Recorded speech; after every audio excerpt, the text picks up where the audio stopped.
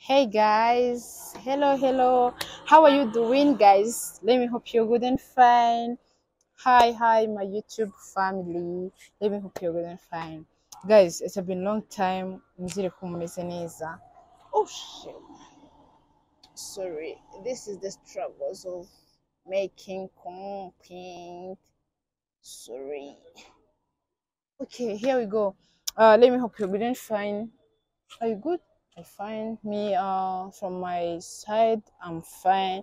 Meze neza nta kibazo mfite ntabwo ndwaye and I'm here to tell you something and to tell you what happened to like cyatumye tudakora ama videos. Yeah, that's it guys. Rero nk'uko mubizi nyine ndabakunda cyane. Hari impamvu nyine nyinshi zitandukanye zagiye zituma tutaza gukora videos, but I'm here now and I'm here to stay.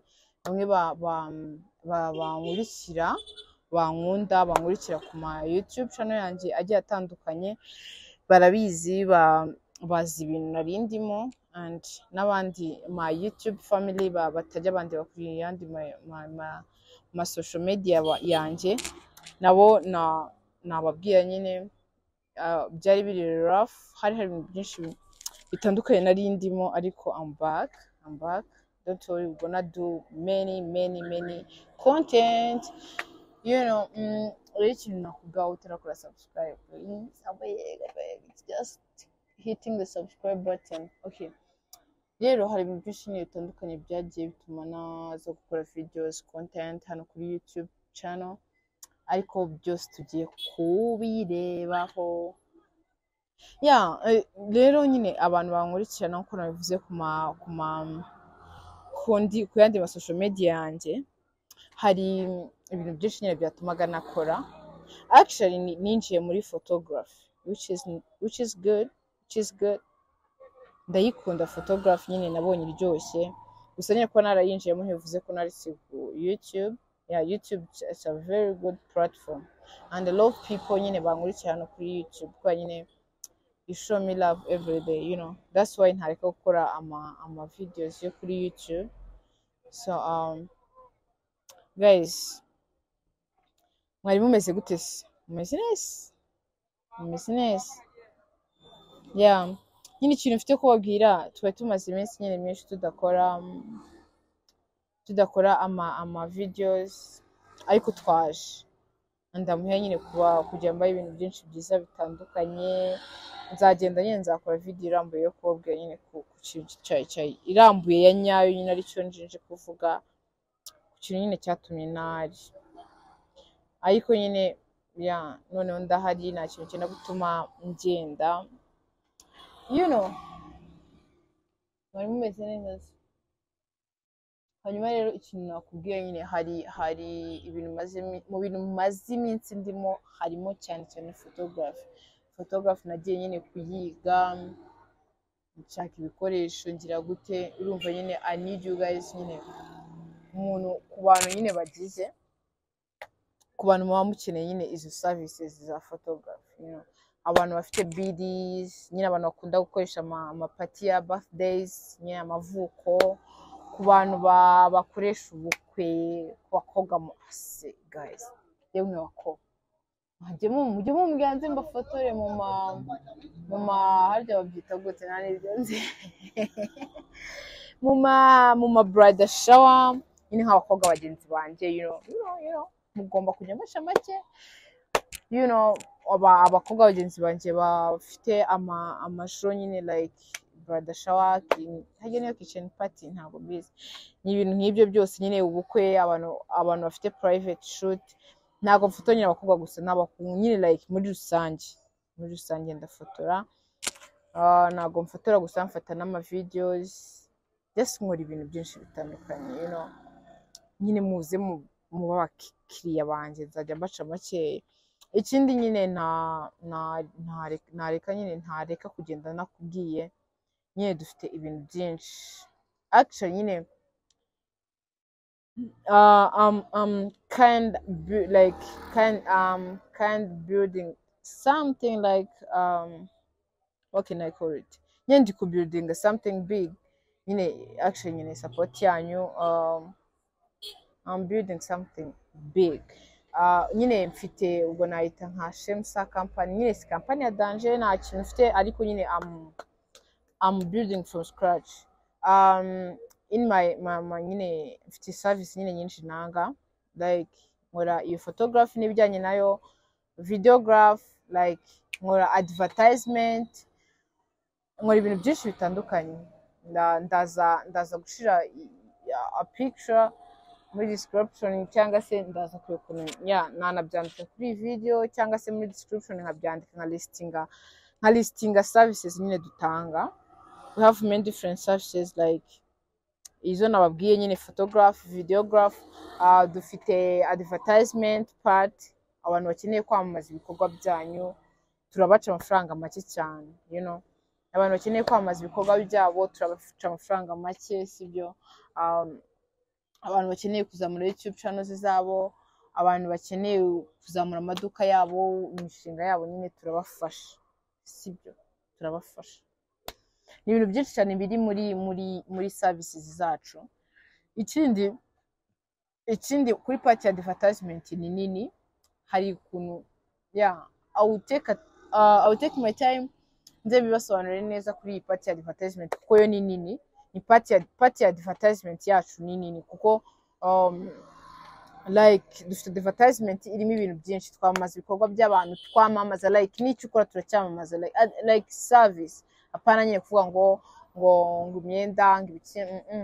Dufite n'ibindi nyine. N'urugero uri nk'umushoferi, sibyo, uri nk'umushoferi and then ukeneye ahantu wajya, ukeneye nyine akazi, twebwe nyine uraza wowe mushoferi and then ukaduha information zawe, then nyine n'undi muntu ukeneye umushoferi nawe araza, nyine like tukabahuza. Nyine I have many different ideas and services. Icyo nyine mwebwe, you try to be there for me, you come like muze nyine muduhe amafaranga natwe tubahe service, you know. Ikindi nyine ikindi nababwira ku bintu bijyanye na service zacu ni byinshi. Actually I have many different services.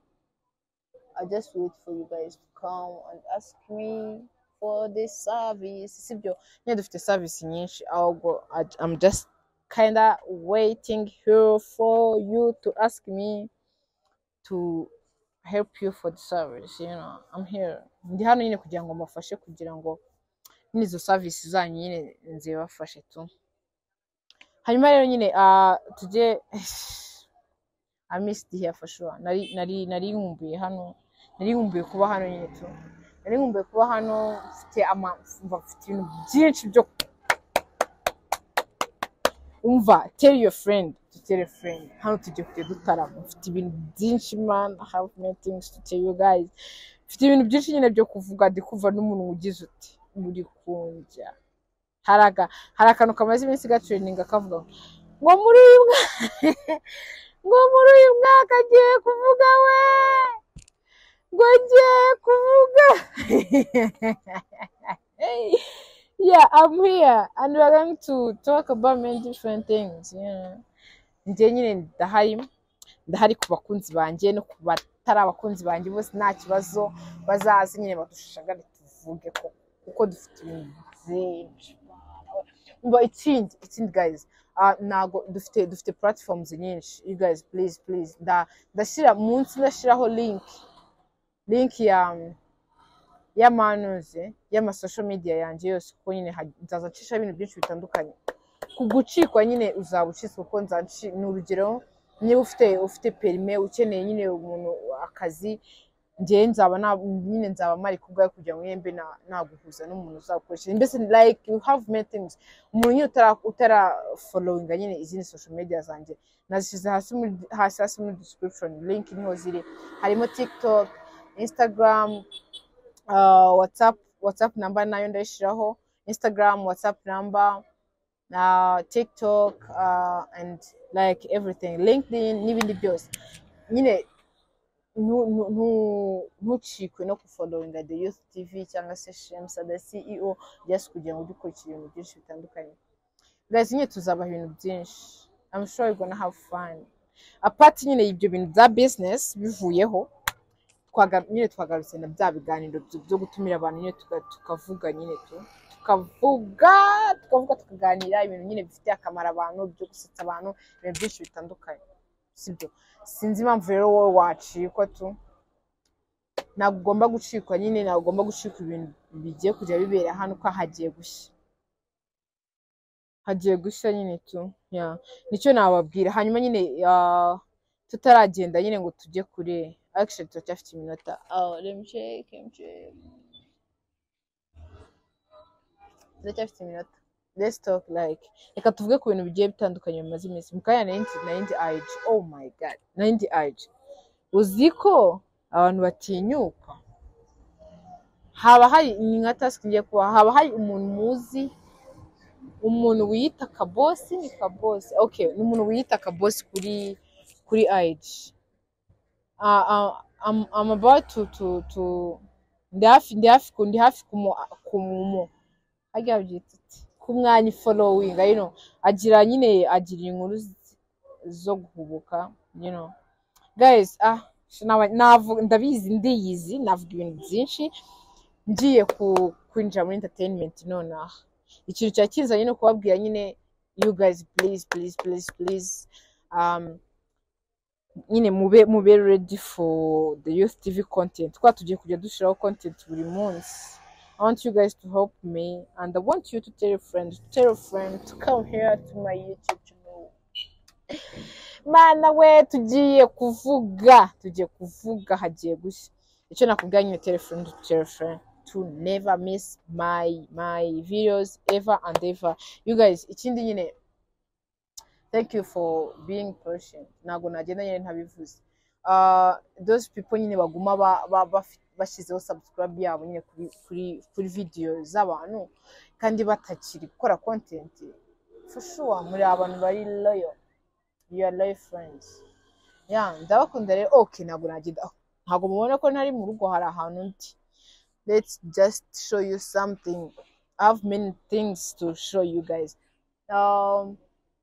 Ahandi ni muri shop. It's a shop. Ni shop iri i Nyamirambo kuri 40. Harimo clothes, harimo outfits z'abagabo, ariko nyine bitavuga like nyine byinshi, na amashati n'amapantaro y'abagabo, ariko harimo nyine n'ibigoma. Hari ako gakunda kwambara ibigoma, imipira, ibitsi, like harimo na nuza, harimo na like imipira yo kwifubika, urumva, hari imipira yo kwifuka, harimo ibintu byinshi. Like nago nagenda n'abashowinzeho nyine ibintu nyine ibyo kuri iyi myenda, kugira ngo nyine muzaze kugura, kwa ko nyine imyenda myiza kandi nago bahenda. I think ko nyine mwazaza, kuko ni ahantu nyine umuntu yakura ikintu cyiza. Let me show you like ku bintu bikeya. Okay, kamere hano bafite amapantaro meza, kuyabona. Agari amapantaro gusa, ni ibintu byinshi byiza, uri kubona ko na kimwe cyambaye neza, uri kumva. Okay, I don't know ukuntu ngiye kubikora, ariko I'm gonna try my best to show you. Reba ishati, urabona ukuntu ari nziza, you know, urabona ukuntu ari nziza. Man, bafite ibigoma byiza bya tari. Let me try my best to show you. Holy shit.